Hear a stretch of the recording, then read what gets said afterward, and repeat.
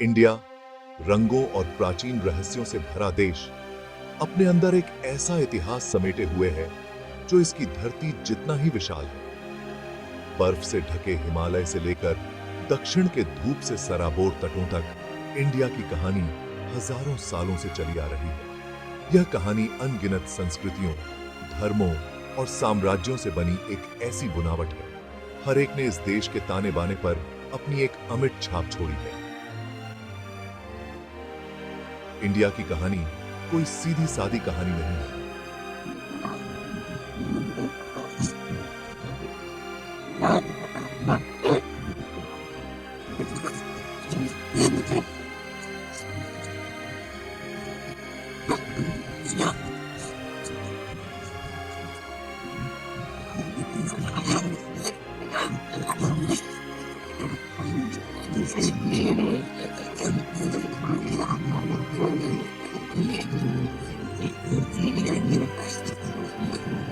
इसकी क्षमता।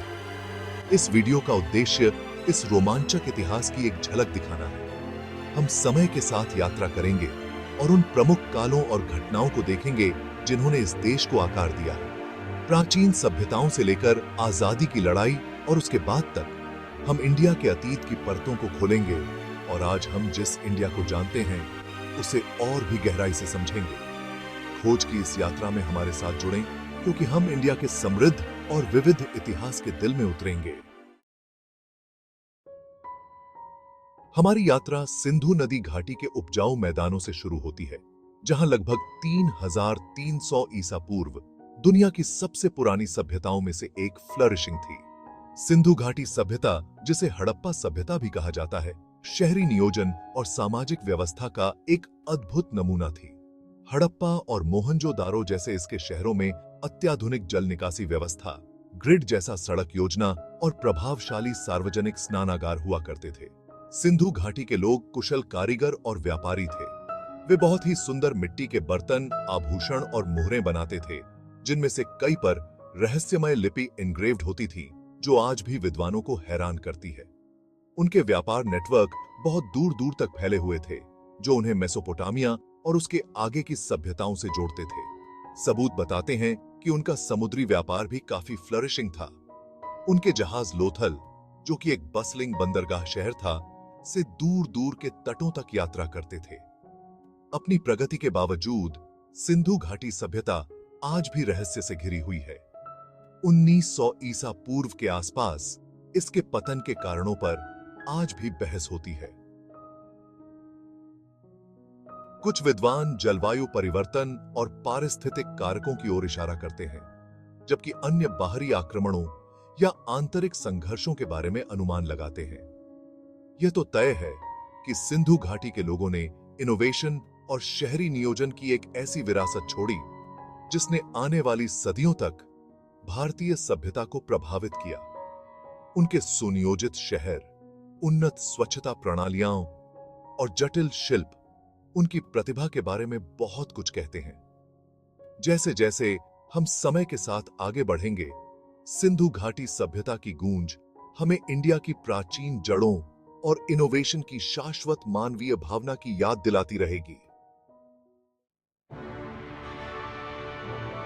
जैसे जैसे सिंधु घाटी सभ्यता समय के साथ धुंधलके में पीछे छूटती गई, इंडो आर्यन लोगों के आगमन के साथ भारतीय इतिहास में एक नया अध्याय शुरू हुआ।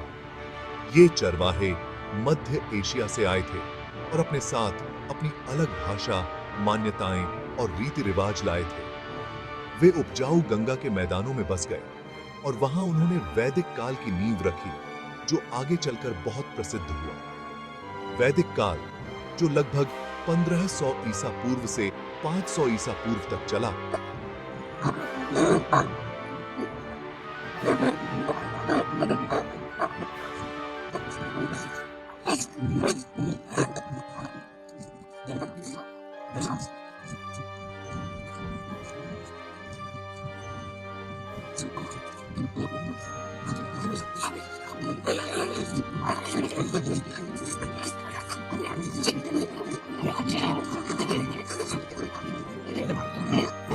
से जुड़ा हुआ था।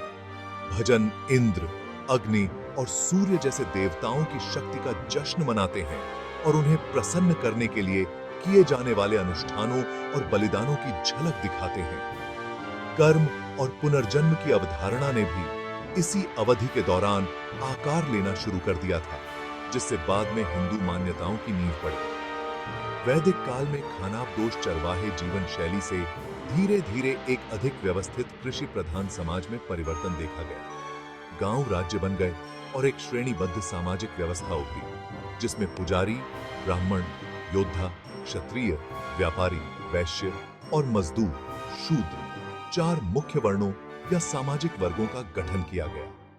इस काल ने भारतीय संस्कृति और धर्म के कई पहलुओं की नींव रखी, संस्कृत भाषा से लेकर जाति व्यवस्था तक। जैसे जैसे हम आगे की यात्रा करेंगे, हम देखेंगे कि वैदिक काल के दौरान उभरे विचारों और प्रथाओं ने आने वाली सदियों तक इंडिया के धार्मिक, सामाजिक और राजनीतिक परिदृश्य को कैसे आकार दिया। वेदों की गूंज आज भी आधुनिक इंडिया में सुनाई देती है, जो हमें विश्वास की शाश्वत शक्ति और अपने अतीत को समझने के महत्व की याद दिलाती है।